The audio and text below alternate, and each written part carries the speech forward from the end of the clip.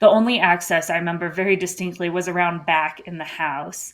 And as soon as we opened the door, without giving too much detail, when you arrive on site for an unattended death and a decomposition, there's a very, very specific odor, and you'll never forget it once you smell it the first time. And as soon as we opened the door, we knew immediately this was more than what we were initially told on the phone. Hey everyone, Alex here with the Living in Denver podcast. Welcome back. And today I am super excited to be joined by Krista and Matt of Bio1. And if you don't know who Bio1 is, they solve some of our lives' toughest decisions, our toughest situations that we might come into, when it comes to moving, selling a house, whether it's from all the way from meth remediation, hoarding situations, accidental deaths, suicides, tough conversations to have, but it's a reality that some of us will have to face. So thank you again, Krista, Matt, thanks for being on. How you guys doing today? Doing great. We're so glad to be here. Thank you so much for having us, Alex. Great. I am excited to talk about this. So I'm going to try to keep things, as surface level as possible. I know with this sort of business, there's, maybe some situations that hit close to home for people. Leaving out people's names and, homes and specifics, and I'll try to be gentle on that. But, let's start with kind of what you do overall. Give us your story. How'd you get into this business? Like, talk to me there. Start wherever you want to start. Yeah, absolutely. So I'm from Colorado, grew up here in Littleton, went to CSU, and Matt and I met out here a long time ago now. And we fell in love, got married in 2012, and Matt is actually from Asheville, North Carolina. So just after we got married, we decided let's go out to North Carolina, see what we think. He still has family out there, and there were some business opportunities out there. So, in the last 8-9 years, we spent in Asheville. I was in the healthcare business, working for the local healthcare system, and Matt was in automotive. And those are really hard industries to feel like sometimes you're making a difference. No one is excited, obviously, to go to a hospital. That's a really, tough situation that they're probably facing, and then let alone bills. And navigating that industry can be really, really challenging. And then automotive, buying a car can be similar to real estate. It can be a long process. And so we were looking for something different. We were looking for ways that we can figure out, how do we give back to the community? How can we do more? And also, what if we were our own bosses? And I found Bio1 online while looking at a friend's profile who was heavily in the industry. And I sent it as a joke. I said, well, it can't get any worse. We could always clean up blood for a living. And it actually ended up checking all the boxes for us. Yeah, there were a lot of different things we were trying to achieve, and when we originally reached out to Bio1, they said they had an opportunity in Asheville. So we did a little bit more due diligence and kind of jumped in with both feet. And we've been doing it for almost 5 years now. Yeah. So in 2020, we saw that there was a Colorado office for sale. And our heart is so much in Colorado. We still have so many great friends out here. This is where we met. This is where I'm from. And the Asheville office still is running great. It's kind of one of those things as a business owner. It's a dream scenario where you have a great team. They're running it. You can advise, but you don't have to be there. And out here, we really wanted to build up the Colorado office. So about 2 years ago, we moved back.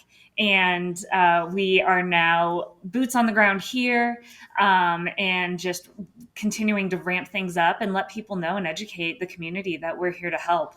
And help first is the most important part of our business. So you mentioned a little bit, we do the meth and fentanyl remediations. We help with some really sensitive situations, unattended deaths, if someone dies by suicide. We help with homeless encampments, and we do smaller things like mold remediation. We can help with rodent dropping cleanup or dog urine, feces, all of the fun stuff that you probably don't talk about at the dinner table.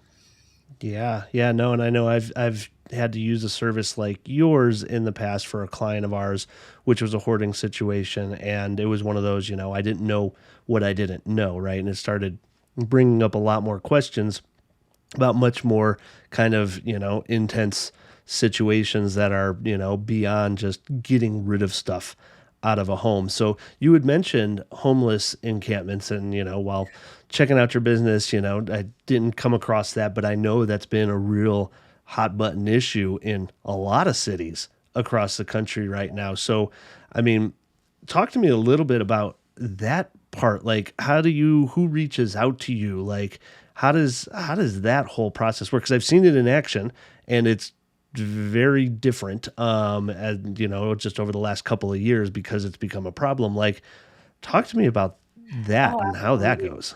There's a lot of opinions out there too, right? Especially in Denver and in Colorado. There's some big declarations to figure out the homeless population and immigrant crisis here. Matt actually works really closely with Castle Rock in helping with, making sure that people are relocated in a compassionate way, but then also in a safe way, in a way that meets, what they're trying to accomplish in the city. So Matt can talk really good about that and what we've done. Yeah, absolutely. So we help them craft their policy. We kind of walk them through some of the hazards that are associated with it. We've seen it done different ways. We've seen folks just go with bulldozers to encampments, and they get whatever contents are there, as well as a bunch of dirt, rock, whatever. And it's I guess a quick way to handle it, but the compassion component of that is not quite so great. So we've worked with a number of different municipalities, city governments, stuff like that, to try to figure out what is the way to do this that allows them to try to send the message of, well, we can't just have you occupying public spaces and creating potential safety issues, because we're finding needles, we're finding latrines, there's all sorts of stuff that we end up finding as we do those things, and they're public health hazards in the public spaces. And so trying to figure out how to balance that with, we need to keep people safe, and we need to keep the homeless population safe as well. I mean, having a bunch of needles around your house, for example, that's not going to be great, around a tent, stuff like that. They can create injuries for themselves. And so, again, it's striking that balance to try to make sure, again, that we're not getting rid of anything that's important. So, as we go through, we're going through efficiently, and this applies to hoarded houses or any of our sites as well as encampments, where we're trying to go through things and try to figure out, is there something in here that somebody needs or that somebody could use to survive, especially in the winter when it's cold. And so we'll maintain certain pieces of property. And in certain cases, some jurisdictions will inventory that for a certain amount of time, and we'll post inventory lists, and folks can come back and reclaim some of those items. We've found IDs, wallets, stuff like that. Typically, we're turning that back into law enforcement when we're doing that for the homeless encampment side of things. But, it's trying to strike that balance of, we need to get something done very efficiently and very quickly, but people are people. They're human beings. You can't just bulldoze somebody's life away. Absolutely. And there's usually a good amount of notice to let folks know that we are going to be coming in to clean it. So it's not like we just show up and everybody's still there. There's, it depends on as Matt said, the municipality and their procedures and their programs. But, there's at least a good 48 hours, if not more, to give advance warnings, grab your things, make sure you're collecting everything. And then here's the next place that you need to be going, or here's some resources for you. So the good news is too, on our side, we also want to make sure it's a safe environment for our team. We certainly don't want to be showing up and having any conflicts or arguments, things like that. We're just there to make it safe and make sure that we're doing a good job. Mm-hmm. Yeah. And you'd also mentioned who reaches out to us for those types Yeah. of things. I do get some calls from time to time. Even got one yesterday from someone in Arvada who was looking to kind of make a report and say, "Hey, listen, this is a dangerous condition," and it can be municipalities, it can be CDOT, it can be the government agencies, but it also can be private property owners as well. And so that's what we've found in some cases in some of the jurisdictions we work with, is they've focused a whole lot on the public spaces, and so people move around, and then the next thing you know, you've got private property owners calling as well. So it really can be anybody. I do advise most people, like, whoever can authorize the work needs to be the one to contact us. So, as far as the general public reaching out because they see something, typically I'm guiding people to go back to the non-emergency line of law enforcement. Code enforcement sometimes will get involved in those types of things. But, if from a public reporting perspective, I'm not necessarily the first stop. But again, I'm going to try to point you in the right direction so that, everything can get handled appropriately.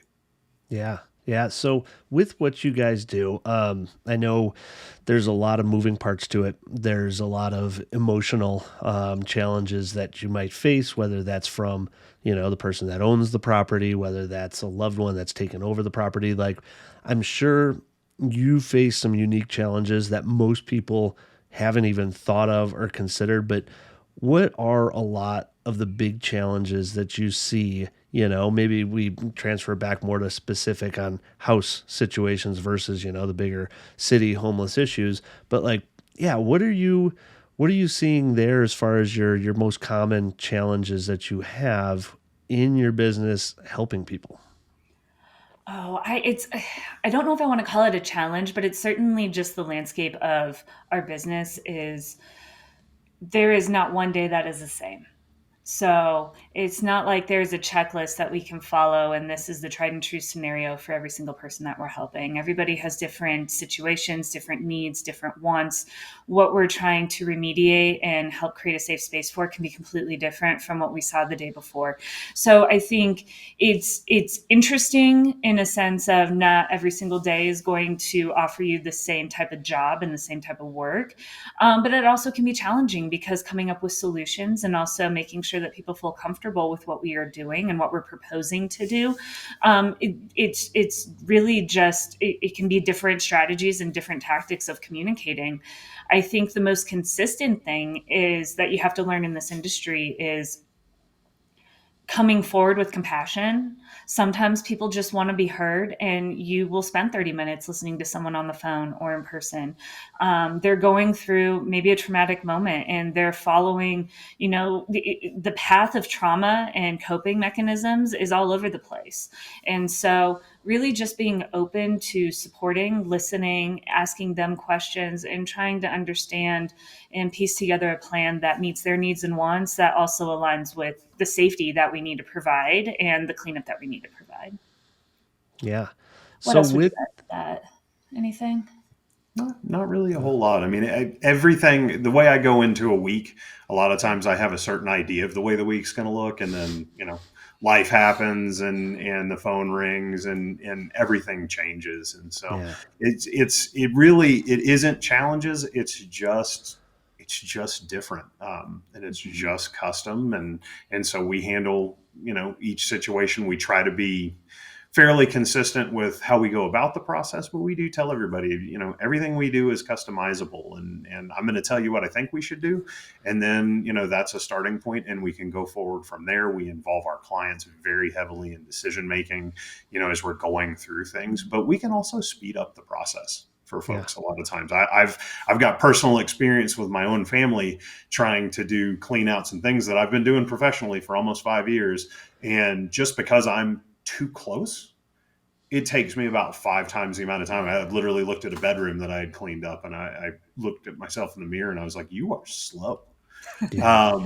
Way slower than you should be. So, again, it's another piece of why we do what we do is we've got just enough distance that we can go through things quickly, but we still involve everybody. We make sure we don't get rid of things that nobody wants to get rid of. Absolutely. And I also want to emphasize too, we're not like robots where we're coming in and we're not like absorbing. I mean, every single day we're absorbing the trauma or the emotions or the situation. So one of the challenging things after you do this over and over again is also finding ways where we can take care of ourselves, where we make hmm sure that our employees are taking care of themselves from a mental health perspective, from a rest perspective.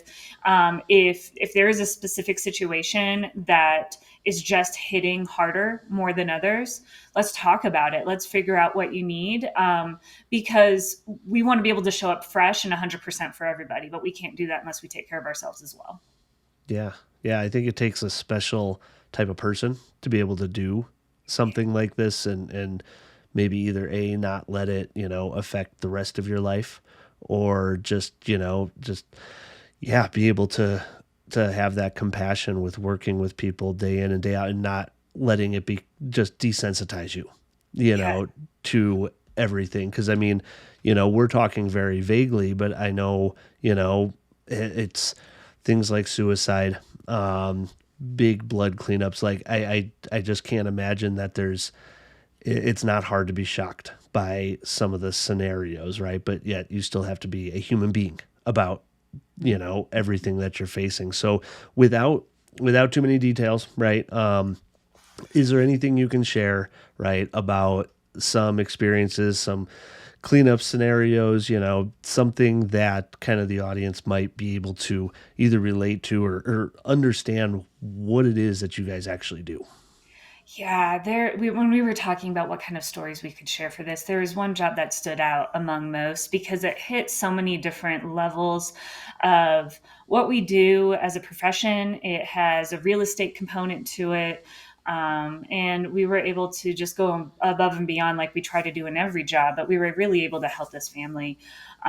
So the situation is we got a phone call and we were told that we needed to respond very quickly, and the phone call was from law enforcement. We have really good relationships with law enforcement, so we can come out and help quickly.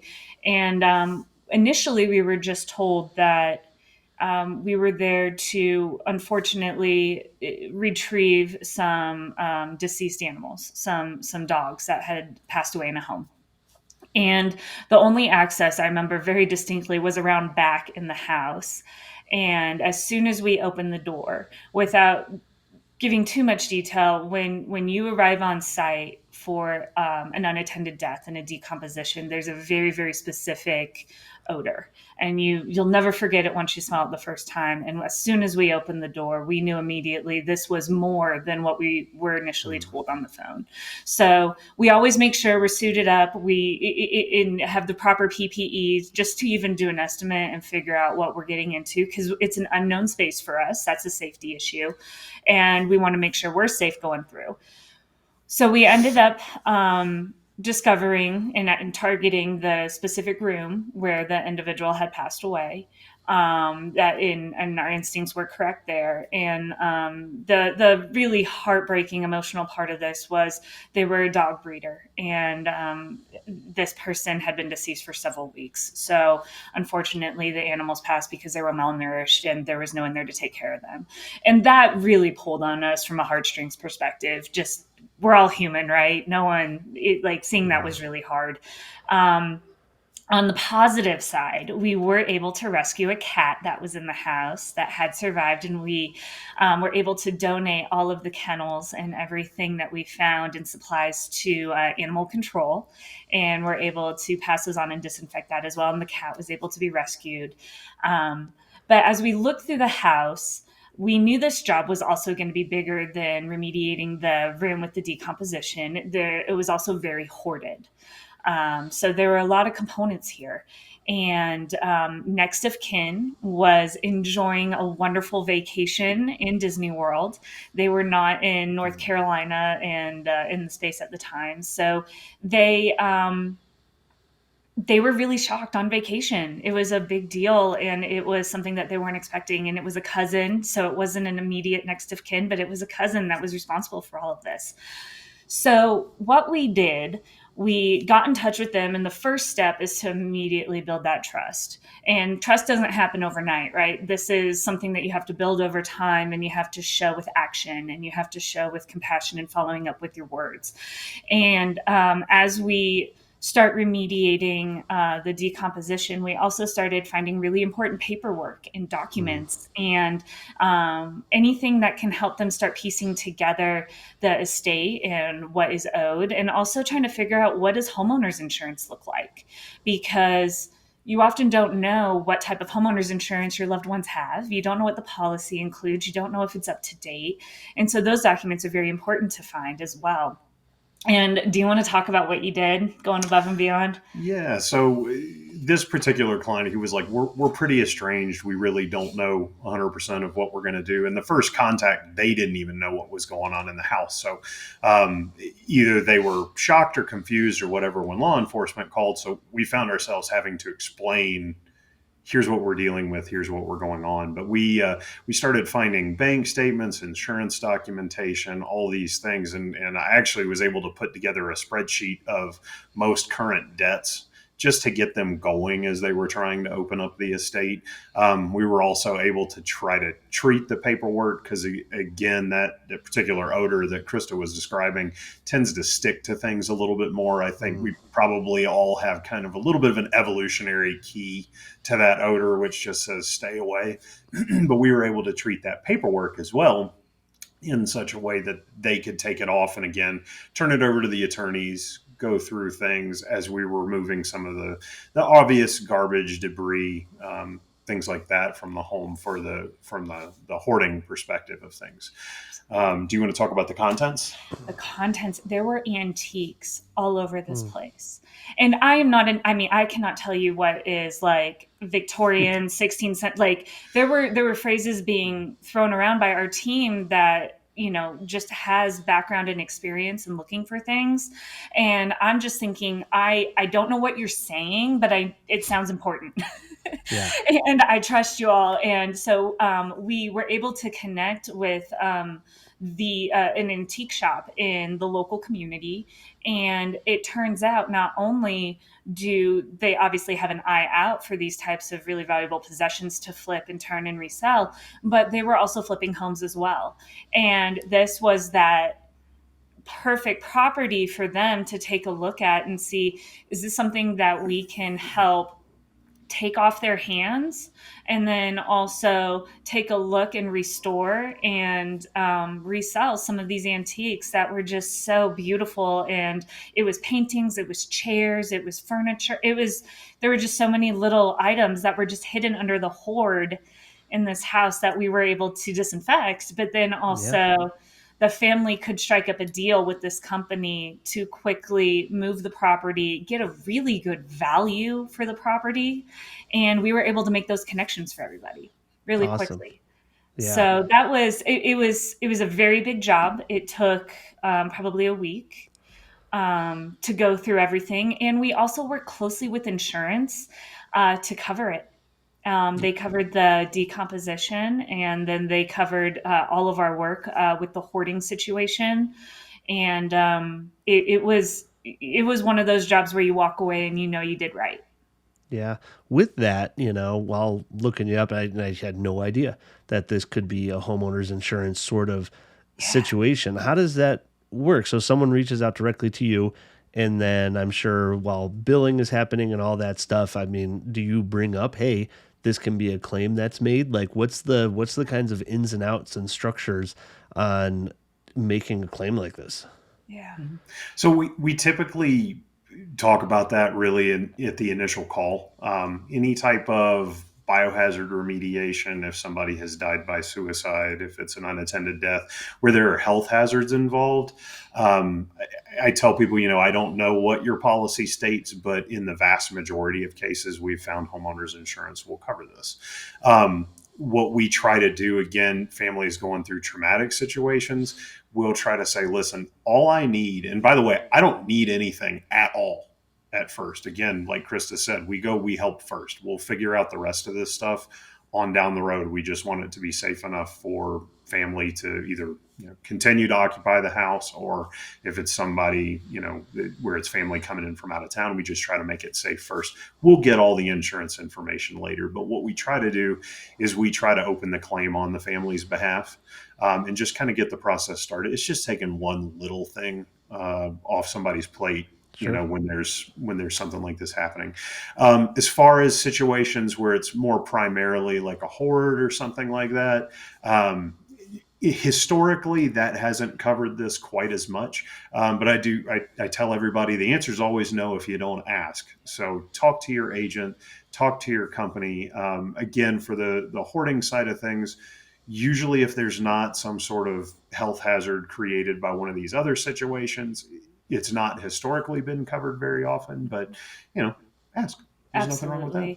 And I mean, it's most often covered with biohazards. So when we're talking about, anything to do with unattended deaths, if someone dies by suicide, if there's a blood spill, maybe someone is on blood thinners and they accidentally hit their head and Mm. they thankfully get help, but there is something to clean up. That will be covered most likely if you have homeowners insurance. There are some nuances to consider if you're a renter, and then there's renters insurance, which covers the property inside the place. But if we needed to do more, if it's a situation where we need to remove tile, remove drywall, anything that's part of the structure, then we would need to talk to the property manager to see what they would like to do. So there are some nuances there. Unfortunately, at this time, it is very, very uncommon to get assistance for hoarding situations. Oftentimes, insurance looks at that as you did it to yourself. They don't recognize it as a mental health issue or a trauma Mm. response, anything like that. So there are things that we do where we talk about, programs where what pace would you like us to go at? Is it all in one, or would you like us to do maybe one room at a time? Or would you like us to come by once a month or once a week? And we try to be flexible with what makes the most sense for them emotionally and financially. We also have some financing programs where they can sign up, get pre-approved, and then we can work through things that way. Mm. And so we try to be as flexible as possible, and we try to make sure that, yes, the number one question always on anything is, how much is this going to cost me? And so we try to have as many options as possible, because we also know that what we do is so specialized. It's not the cheapest thing either, because of the equipment we have to have, the chemicals, the processes, certifications, and making sure that we're trained and ready to go. Sure, sure. So with that, like meth remediation, as being in real estate, I understand that process pretty well. But again, while digging into your company, I see fentanyl remediation. What the Mhm. heck is that? Like, I've never heard of that before. Like, I know what fentanyl is, and I know we're facing some challenges there, but I understand why meth needs a cleanup. But why fentanyl? Like, what's the deal there? Sure. So, fentanyl, in and of itself, is more dangerous as a synthetic opioid, carfentanil, all those different types of things, and they're out there more and more. We sort of slid into this space. A lot of times, we're dealing with the aftermath of an overdose or something like that, and so a couple of the office owners in Bio One, one in particular, really dove headfirst into this. He was former narcotics officer and just got pretty heavily into this. And as the crisis has grown, we've kind of found, hey, there's a need for this. And so there is a group that we have specific training from. There's a specific chemical that it takes care of a lot of things. It would take care of meth, though you may be aware you can't use chemicals to change the meth chemical. You actually have to physically remove it here in Colorado. There's none of these regulations that exist currently in Colorado. And so, For fentanyl yeah, for remediation. fentanyl Mhm. remediation. So at any rate, we've taken training on how to do it. We use a Department of Defense licensed chemical that, it happens to break fentanyl down and create environmentally friendly byproducts. So it's not like we're taking one hazard and making it into other hazards. What we use actually breaks stuff down. And as far as the calls we get, sometimes it's from families. We find a lot more that we've been doing a lot more work for law enforcement agencies. Mm-hmm. We did some work for a group up in the mountains. They got in a foot chase, and the suspect threw a bag up in the air that two or three of their officers ran through. They Oh, got in their vehicles. They started feeling woozy, and so we ended up doing decontamination on a few of the vehicles. Fortunately, everybody was okay in the situation. But it's just one of those things that's getting out there. It's getting scarier. We heavily advise folks, just like with the meth process, we heavily advise testing by a certified industrial hygienist, both to try to make sure that we know what we're dealing with, but also to prevent people from having to spend a whole lot of money that maybe they don't have to. I mean, we get a yeah. lot of calls for theft recovery vehicles. We're working on multiple situations, including an Airbnb right now that's an active scene that we're trying to work with a homeowner on. Somebody came in to the Airbnb. This was meth, not fentanyl in this particular case, but now it's a meth affected property. So what can we do Mm, for that homeowner, for that management company, to try to work through all the state's process as quickly as possible, but make sure that they're not putting future tenants in danger? And so interesting. again, it's something like that. You talk about property managers, that there's a lot of moving parts. And I'm sure, as you're aware, on the meth remediation side, unfortunately, nothing happens particularly quickly. It's not like some of the other hazards where, you know, we're only in a house for 24 to 48 hours or something like that. There's testing, there's cleaning. The cleaning takes a while. Yeah. Then you have to retest. And, if there's any areas that are still hot, you still have to go back and stuff like that. So I anticipate, in the future, as this opioid crisis continues, we're probably going to start to see some regulations come into place, where there are, certain thresholds that you have to hit and things of that nature. But it's very dangerous at a very low quantity in its Yeah. pure form. And Yeah. we all get to see the stories on the news about how it impacts our community. Well, and it's Yeah. one of those scary things too. If you're a realtor, or if you're trying to invest in a property and it's all sight unseen, you don't know what you're walking into. Nope. You have no idea what has happened in that house before. And one of the things, several years ago when Matt did the training for fentanyl, we were both very uneducated in the sense of, you hear in the news, fentanyl is so dangerous, and um, it's really it will impact you, especially when you breathe it in. It's respiratory. Okay. The gentleman Matt talks about this in training, where if he put like a sugar cube in his hand, that doesn't mean he's going to get diabetes. Like, the skin isn't going to be absorbing that sugar cube right there. If you have fentanyl in your hand, you're not going to have an overdose. It's when it's actually been used and it's gone airborne, or when the powder's gone airborne and you're breathing it in. And then when you talk about, specifically with kids and children, their immune systems and their ability to fight off something like that is such a lower threshold than adults. And you think about, just a few little specks can take an adult down. We really want to make sure they're safe environments too for kids. Yeah. And you don't know what's airborne unless you get it tested. Yeah. Wow. Yeah, stuff, once again, you don't think of until you get Don't the leave your call, homes. It's a scary world out there. right? It absolutely is, which, on the business side now, I know, my wife owns a landscaping company, has a lot of challenges with employees right now. Contractors that I know, I have extreme challenges with hiring. I'm going to say skilled labor, but let's be real. I mean, my wife has ads out there for like $25 an hour to Yeah. start, and like no one is applying here in Denver. It's unbelievable. So she gave up, right? And it's her and one other person, and they're like, threw their hands up and they said, screw it. Like, I'm not going to try to grow this thing. We're just going to stay small. And I know a lot of contractors have fallen into that position, but your company takes it one step further. It's not just, hey, we need you to, be a laborer. Like, there's a lot more to it. So what are you guys finding as far as being able to employ people, right? And then having a good team in place with such specific situations? Like, is that a challenge in Denver for you guys, or are we just in this specific boat here in the contracting world that, is by itself? I think one of the things that works in our favor is that, a lot of people don't know that we exist, and that's a good thing, because it means that you haven't gone through, certain traumatic events, or open the door to a house you hadn't been in 10 years, and you find something that's very surprising. So when I talk to people just in general about what we do, um, about 20% of people will say, ugh, get away from me. Mm-hmm. But there are a lot of people that are really fascinated with what we do, and so sometimes we have people seek us out. We have everything from just folks looking to try to apply to work with us. We've had students from forensics programs reach out, because they Interesting. it kind of builds on which way they're going. We've had college kids that have worked for us that, because of our culture, have done dissertations on our corporate culture, because it was unique. So we do have some people seek us out.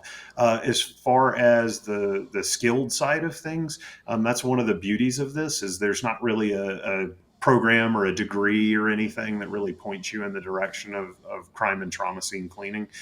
So I tell people we're really looking for three things. I'm looking for somebody who has immaculate attention to detail, somebody who has an immense care for their work and their community. They care about what they do.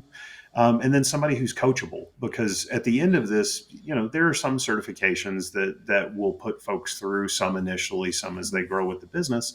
But by and large, this is an on-the-job training. We're going to teach you how to do the things that you need to do. And the people who have been successful in this place, or excuse me, in this space, it's been all over the board. We've had firefighters and first responders who've been excellent at this. We've had social workers who are phenomenal because they can connect with people. We've had a lot of college folks who come in and work for us. We're actually about to have somebody come back for another summer. So we're really excited about that. And the fact that we could kind of build that culture that I think a lot of people feel like is missing, or people are cynical about corporate culture in general. And so that's what we're looking for, is the people fit first. The skill piece we can build into. And for some people, it's going to be, fairly on the unskilled side, but that's still a component of what we do. We still have to move heavy things from point A to point B. And I don't want to ever intimidate somebody into thinking, hey, listen, you're going to be dealing with a crying family member who just can't believe that the house is in a certain condition. Not everybody has to do that. So we have different roles, and we're always looking for people who are interested in this space. We're always looking full-time, part-time, because there are ebbs and flows to what we do. Like I said, the way the way everything looked like Monday this week on our schedule is totally not how it turned out. So it's definitely a different thing that we do every day. But yeah, I think we're lucky because the space is so unique, that it's not laying tile or brick or framing or, those classical things where there's so many different options. Yep. I would say too, as small business owners, I think you feel the pain of, it's really hard to offer full benefits. It's hard to say, hey, we're going to send you to, you can work at, a fast food restaurant right now and make $19, $20 an hour. Yeah. And they're going to give you benefits. They're maybe going to contribute to an education. They're going to be able to provide you things that just small business is hard to provide that, especially when you have a small team. And so we keep trying to look out for ways that we can at least offer flexibility. We can offer, it's almost like we know we're small and we know that that's a disadvantage for us. So where can we shine that these other places can't? And that's a constant conversation for us, especially with our employee handbooks and making sure that we're, I guess, trying to be as sexy as possible to work at, knowing that life can be really expensive here in Colorado. We have to be mindful from a business perspective. Payroll costs are a huge chunk of the pie for small businesses. And so as minimum wages increase and as competition from other, jobs increase, whether it's fast food, whether it's working, at the Walmart or Target, we have to be mindful too of costs, because at some point that will get passed to the customer, and the customer's already going through too much. And we know we're already a specialized service. So I think, similar to a landscaping business or similar to other contractor businesses, that's something that we're always thinking of and trying to talk about. Where does the pain hit and how do we overcome it? Yeah, I know. It's you wonder at what point things break a little bit, it's tough to that. I was just talking about it this morning, Federal and Alameda area houses going for $500,000 as a starter home. And you're like, you got to make 125 plus a year to afford that house. Like who, how many of those people are there and how far can we go? But you look to other cities and they've gone much further. San Francisco, Toronto is Absolutely crazy expensive. No one knows it, but you're like, $2 million for a 600 square foot condo is not uncommon in Toronto. So we have that question all the time. How far can we go? And, even though there's a lot more people moving here to the Denver area, to Colorado, it just seems like we're at this constant labor shortage where we're having to, the market's doing what the market's doing. right? We Yeah. got to compete against each other, compete for employees, things like that. So there are some benefits to it, but yeah, it is a big challenge. So with your most of your stuff, I mean, I think I can get my head wrapped around like, hey, meth cleanup, fentanyl cleanup, like remediation, regulations, testing, stuff like that. But are there any other compliance regulation pieces to different sort of cleanups, whether some biohazard sort of situation? Like, is there a pass test sort of deal for a project to be completed for you guys? So, from a regulatory perspective, there's not a whole lot on the crime and trauma side. I would say the biggest piece of regulation is making sure that you handle the disposal of whatever that we're generating appropriately. And so, everything in Colorado is considered regulated medical waste from these scenes. And so, we'll kind of break down personal property, structural materials and stuff like that, and make sure that what is considered solid waste is solid waste, what is considered regulated medical waste is processed accordingly. So that's probably the most major piece. We do run into the asbestos regulations a fair amount. Again, you're probably super aware of them, but if you're removing more than 32 square feet of wallboard, you have to have the home tested. Doesn't matter when it was built or any of that. I believe we deal mostly with the wallboard removal, but if I remember, it's like 55 feet of or some amount of feet of linear pipe, and if a material could fill a 55-gallon drum above that threshold, you have to have testing. So we partner with other organizations in the metro area and some outside to make sure that we can kind of hand people off to do that sort of thing. From a training perspective, that's one of the beauties of Bio One. It's been around for 20 years? It was Something like that. officially created as a franchise business in 2010. Okay. So the founder who started BioOne started in like the late 90s. But it was dish gloves and what you could buy, off the counter. And it was probably the most unsafe environment that you could Yeah. think of. But there was no map for this. So now being a part of a franchise system, there's 140 Bio One offices across the country. There is a training program that we do internally and that we maintain and make sure that all of our technicians are up to date on. And then also as part of that training, and a big piece that everyone needs to get if you're doing this type of work is any OSHA standards you need to follow and Mm. comply with, especially the bloodborne pathogens certifications. And that's an annual thing that you have to stay up on every single year. And then for us, a lot of it is safety first for our team, whether that's physical safety, whether that's making sure that there aren't any rips in your suit, that everything is protected properly, your duct tape's on point. And so looking out for each other, that's something that we really rigorously, I can't say that. Rigorously. Yeah, rigorous. Rigorously. um, that's something that we are so on top of because we want our employees to feel safe. We want our employees to feel like they can do their job without worrying about, accidentally getting poked by Yeah. a needle or being exposed to something that they're not aware of. So, Yeah, no, it's a very real concern. I mean, my wife running a landscape company, they had a close scenario downtown a couple years ago. She's like, nope, we're not working downtown anymore. Like it's just, it just hit a little too close to home, absolutely. everybody's fine, but yeah, it just raises the question. So advice for homeowners, right? Someone going through a testing, trying time. I'm sure besides the obvious of like, hey, just reach out to us, like advice to homeowners that don't know what to do with a property that they don't know what to do with. Absolutely. I know a lot of people, especially if they don't know what to do, they don't know their services exist, they don't know what resources are available. The first instinct is, well, I guess I got to roll up my sleeves and do it myself. And the biggest advice is take a deep breath. You're going through a lot, and there are resources out there. If it's something that police are involved in, there's often victim advocates. Victim advocates are part of police departments, or there's also nonprofit organizations that have victim advocates that can come in and they can connect with you emotionally, but they can also give you resource guides, and they can tell you, here are some good funeral service options. Here are some things you're going to need to know for estate planning. Here's some things you need to know, whatever the next steps are for what you need to do. They have it, and they've done it, and they've helped people through it, and they're trained to be there for you from an emotional perspective.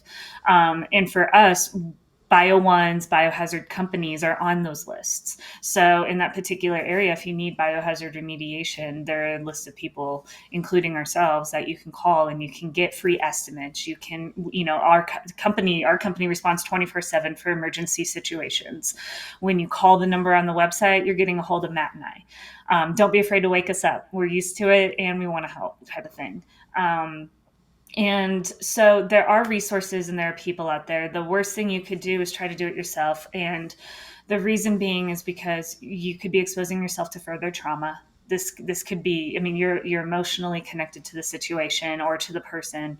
And it could also be very dangerous. You don't know what's in, someone's system. You don't know what you could possibly be exposing yourself to. And then also, just from a perspective of why we're so good at what we do, is we often describe our work as like peeling an onion. We can see everything on surface level, but we don't just clean surface level. We need to figure out where everything has traveled, where everything has gone. So if you're looking at a tile floor, on this side of the room, you can see the topical impacts. But if it goes through the grout, or if there's cracks in something underneath the surface, depending on the slant of the house, it could run. And you won't know that until you actually start doing the job and you start peeling back the layers. And it's really important to have a thorough remediation at that point. So that's probably what comes to mind for me. Yeah. Awesome. Well, Krista, Matt, we're going to have, of course, your contact information below in the description. And ladies and gentlemen, you heard it from them. Call them like nights, days, weekends, 24 hours a day as this stuff comes up. These are incredibly caring people. And feel free, I know being in a different industry myself, real estate, you always want people to lean on you a little bit more, because sometimes there's easier answers than you can possibly think of. So don't be afraid to ask the questions. Krista, Matt, thank you again. It's been phenomenal. And ladies and gentlemen, until the next time, happy housing.